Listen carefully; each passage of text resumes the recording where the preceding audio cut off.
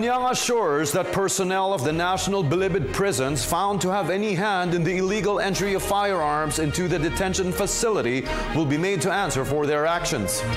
According to Deputy Presidential Spokesperson Abigail Valte, Justice Secretary Alfredo Caguioa has ordered an investigation into the case. The move followed the discovery of various firearms inside the NBP. Secretary Caguioa, as Secretary of Justice that has supervision over the NBP, is already aware of this and is taking the necessary action. Naiintindihan ho natin at nagtataka din tayo kung paano nagkakapasok ng mga ganitong armas sa loob ng isang piitan.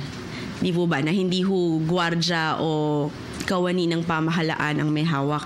Nonetheless, kailangan hong makita kung paano ho nakapasok itong mga at kung meron hong involvement yung mga kawani ng pamahalaan because they will have to answer for their actions if they are found to be liable.